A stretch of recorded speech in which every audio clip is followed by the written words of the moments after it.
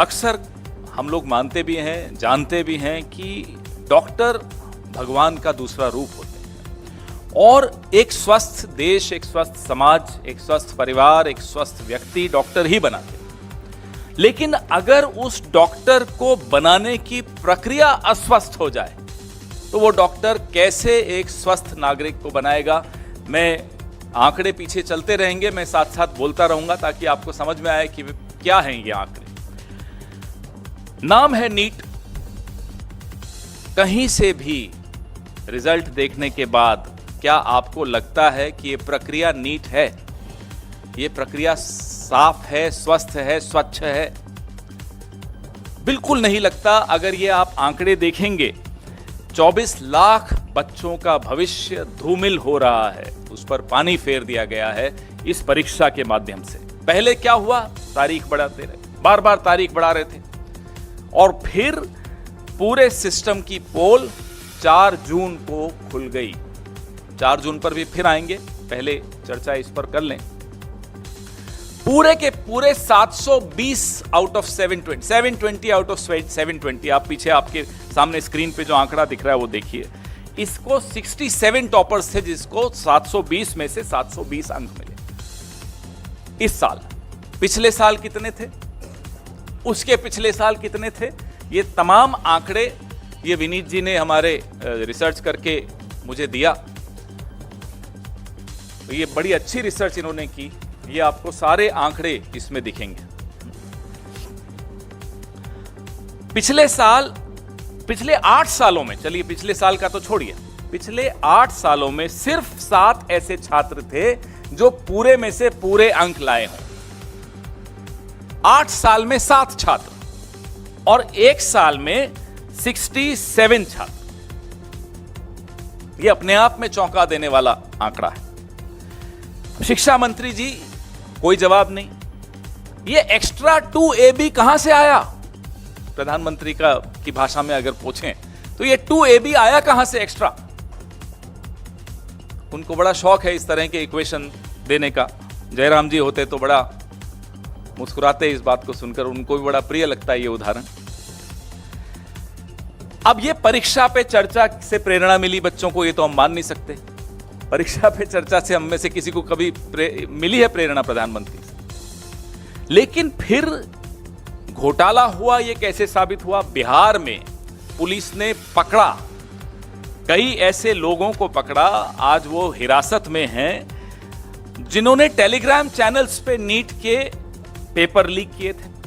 इसकी जांच में आगे क्या हुआ ये हमें नहीं मालूम। 13 आरोपी वहां गिरफ्तार हुए। वैसे ही गोधरा, गुजरात, बिहार भी का एक उदाहरण दे रहा हूं मैं आपको, अब गुजरात का भी उदाहरण दे रहा हूं। गोधरा में भी कोचिंग सेंटर्स के साथ मिलकर, एक पर्टिकुलर कोचिंग सेंटर था, उसके साथ मिलकर कैसे ये लीक हुआ। तो ये बिहार और गुजरात, ये एनडीए का गठबंधन क्या नीट डिजास्टर अलायंस हो गया है? एक उदाहरण बिहार से है, दूसरा उदाहरण गोधरा से है, प्रधानमंत्री जी की कर्मभूमि से है। सोचिए, इतना बड़ा घोटाला।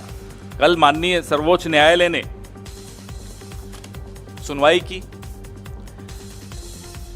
एनटीए जो कि ये परीक्षा करवाता है, उसने लीपापोती की पूरी कोशिश की। क्या कहा? उन्होंने कहा कि जो 1563 बच्चों को टाइम लॉस की वजह से ग्रेस मार्क्स दिए, और एक माननीय सर्वोच्च न्यायालय की जजमेंट को कोट किया कि साहब इस जजमेंट में यह कहा है कि अगर बच्चों को टाइम लॉस होता है तो वो कैलकुलेट करके इन्हें ग्रेस मार्क्स दिया। उसी जजमेंट में यह स्पष्ट लिखा है कि इंजीनियरिंग और मेडिकल इसमें नहीं आते, इस कैटेगरी में नहीं आते, उनको इस तरह से टाइम लॉस के ग्रेस मार्क्स नहीं दी जा सकते। आप सोचिए कि जजमेंट तक को ट्विस्ट करके यह सरकार किस स्तर पर गिरकर लीपापोती कर सकती है, 24 लाख बच्चों के भविष्य को अंधेरे में डाल सकती है। यह हमने कल सुना और देखा। 4 जून को एक परीक्षार्थी और फेल हुआ था, 400 बोला, 240 लाया और 55 ग्रेस मार्क्स लेके सरकार बना के बैठा। वो 55 ग्रेस मार्क्स ही तो हैं। ये रिजल्ट 14 जून को आना था, इसको 4 जून को क्यों किया गया? यही सोचा कि आप लोग जो अभी व्यस्त होंगे, हम सब व्यस्त होंगे चुनावी नतीजों में, पूरा देश टीवी पे सिर्फ चुनावी नतीजे देख रहा होगा, तो ये एक बड़ा विवाद नहीं पैदा होगा, इसलिए 14 जून को 4 जून पे ले आया गया।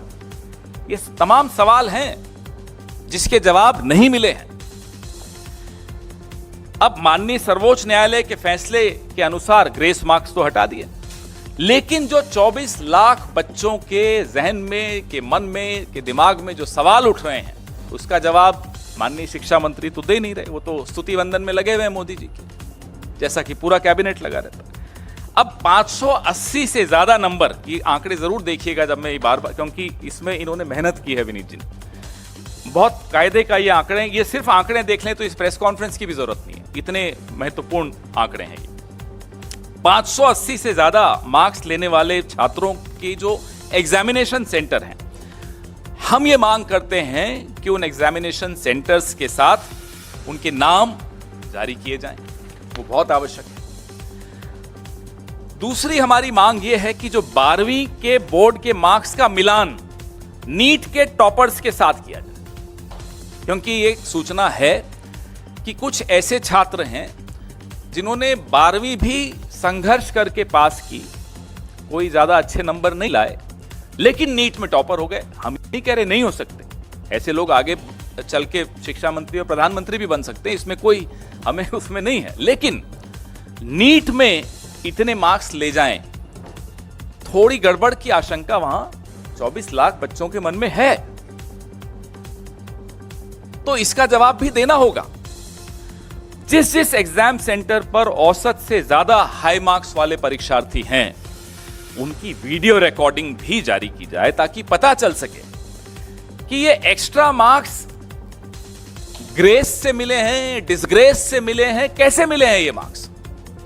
तो इसकी वीडियो रिकॉर्डिंग भी सामने आए, थोड़ा आवाज प्लीज, इसकी वीडियो रिकॉर्डिंग भी सामने आनी चाहिए। अब इसमें कुछ और महत्वपूर्ण बिंदु, एक सबसे ज्यादा यह है जो इन्होंने ही मुझे सुबह बताया कि एक विंडो खोली गई 2 दिन की, उसमें बच्चों ने ऑप्शन दी कि नहीं मुझे ये नहीं, ये सेंटर चाहिए। बिहार का एक बच्चा गुजरात के सेंटर में एग्जाम देने जाए, वो भी उस विंडो का फायदा उठाते हुए बोले नहीं मुझे ये नहीं, बिहार का सेंटर नहीं चाहिए, गुजरात का सेंटर चाहिए, 1500 किलोमीटर दूर का सेंटर चाहिए। ऐसे कई उदाहरण हैं। हम ये भी मांग करते हैं कि उन तमाम बच्चों की सूची भी सार्वजनिक की जाए जिन्होंने इस विंडो का लाभ उठाते हुए अपने सेंटर्स बदले, और ऐसे बच्चों की भी सूची सामने लाई जाए जो हैं राजस्थान के और जा रहे हैं केरला, उदाहरण दे रहा हूं, एग्जाम देने इतना दूर जा रहे हैं, ना उनके कोचिंग सेंटर के पास है वो सेंटर एग्जाम का, न उनका जहां वो रहते हैं वहां के पास है, तो इतना दूर जाने की क्या आवश्यकता पड़ी। तो कई चीजें निकल कर आएंगी अगर इसका जवाब हमको मिलेगा तो।